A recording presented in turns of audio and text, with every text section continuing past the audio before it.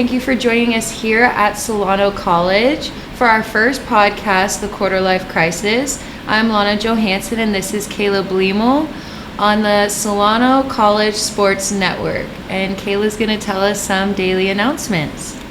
So there's this new plan to build a new town, community in Solano. Okay. There's been investors buying land around the Travis Air Force Base for quite some time. And this would be a walkable city. They'd have a solar energy farm, 10,000 acres of space for farming, for parks, to rebuild the agriculture and just have a more sustainable way of living. It would be affordable most of all, and they would give priority to some of the residents in the area. That's awesome. To buy or lease a new home there. So my grandma in Rio Vista, if she wanted to leave there and be closer to us, she'd have the option to afford a house closer to us, and it would just be how things should be in the world. We should be able to afford to have a house or at least rent one, because right now there's really not too many options for people like us as a student, working and going to school. Rent is too expensive to be juggling both of those things. So I think it'd be a great idea to just make some changes, because the interest rates for housing, it's just too expensive even if you do have a good job. So I think it'd be a great idea to start. I think it would too. I think it would help out a lot of people, and also to juggle being a student, trying to support yourself, get good grades, figure out what you want to do, and trying to pay car payments, insurance, for housing, food, gas, everything. It's as soon as you get that first paycheck, it's just all over with, and then you got to start all over again. Yeah. So the people who are planning this and are driving for this, they said that their children, they can't afford to stay here. They have to leave the area because, and it's true, I had to leave when I graduated high school. I was working, going to school. My boyfriend and I, we wanted to move out together, but we couldn't afford to find anything in the area that was safe and clean and worth our money. So we left and went to Oregon so we could have a brand new apartment for a good price. So I think it'd be really awesome to see that come through. So how long were you living in Oregon? 4 years. 4 years. In the same place? Or did you change cities? It was in Beaverton, where the Nike campus is. So that was a lot of fun. But my family is all here, so I wanted to be close to them. Yeah. So that meant moving back in. How's that going? Because it's going okay. It's going okay? Yeah. That's good. Yeah. Funny story how me and you met back in kindergarten.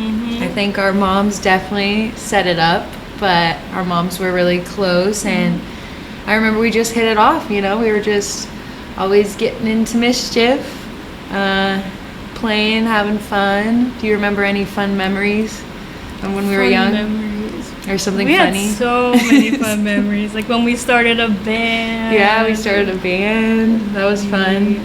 We would go to the jungle all the time. Your mom would surprise us and take us on fun trips. That was so before fun. Technology really blew up. I mean, we still played video games and stuff, but we were always outside. Riding bikes, skateboarding, climbing trees, building tree houses, lemonade stands. We were doing a bunch of stuff, which I do miss that, of course. A lot of people don't do that anymore, which is really sad. I saw a few months ago in Benicia, there was this little girl right by the middle school, had a lemonade stand, and all these cars were driving by, and I drove by. I just got off work. I was really tired, and then something just told me you should turn around. So I turned around, parked my car, and she was all excited getting a customer, and she was there with her dad, and he was thanks for stopping.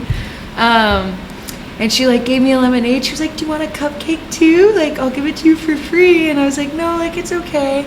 And I put in, it was I think she was 50 cents or something like that for a little cup of lemonade, but I had tips from work, so I put in a $10 bill, and she looked and she was like, thank you so much. She was so happy about it. It was really cute. And the dad was like, thank you. Like, that was really sweet. But just little things like that where it's like, I remember us doing that and like just getting a quarter. We were like, we're rich. We're rich. We're going to have a good time.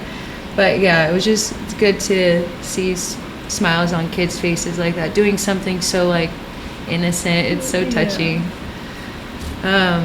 Another announcement that we have is the Nebraska women's volleyball game.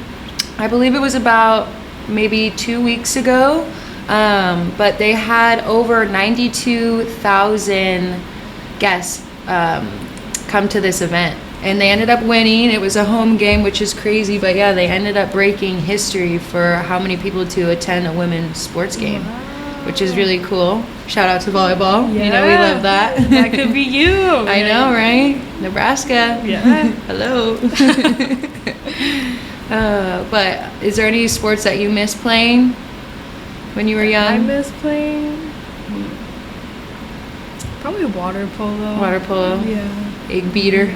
Just being in the water, just being on a team, just doing a team sport. It's a lot of fun. I think that's what I miss the most. It doesn't matter what sport. Yeah, like just the chemistry. Just bonding and having fun with your teammates. That's probably the best part about a sport. Yeah. And just, working together. And yeah, it's always nice. Like the one thing that I love about playing volleyball is that like to get myself to go to the gym like alone, I'm like, oh, do I have to? Like I really don't want to do this. But then when it's time for practice, I'm like, well, there's like 12 other girls that have to do this with me. Like we're going through the same thing. So I'm like, we're all in it together. Like it's not that bad. Like you're not alone. Yeah. And it makes it fun. Like, oh, we have to wake up really early and go run 2 miles in the cold. Like, at least we're together. Like it's not that bad. I know. We had like a hell week for water polo, and I had never played before.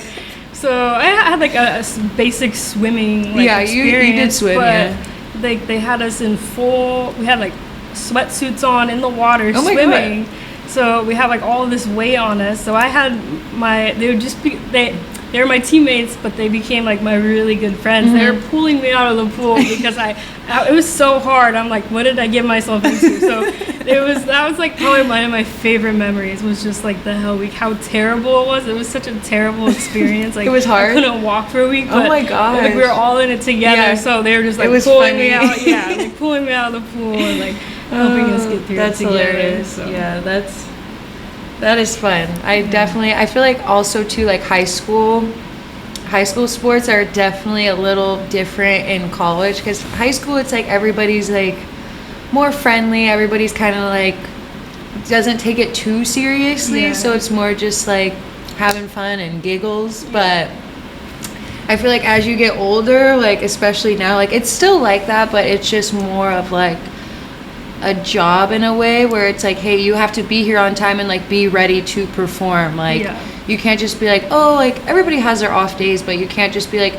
yeah, I just feel like goofing around today, like even at practice. Like no, you can't. Like you still have to be giving 110% like all the time, which I like that, but some people don't necessarily too much. But I mean, it's a fun job. I love it. That's why I keep playing, but it's not for everybody, which is okay. Do you have anything else that you want to talk about? I think I covered my announcement. Okay. Is there anything else? I think I'm good. Well, thank you for joining us on the first episode of Quarter Life Crisis. I'm Kayla Bleamel. This is Lana Johansen on the Solano College Sports Network broadcast.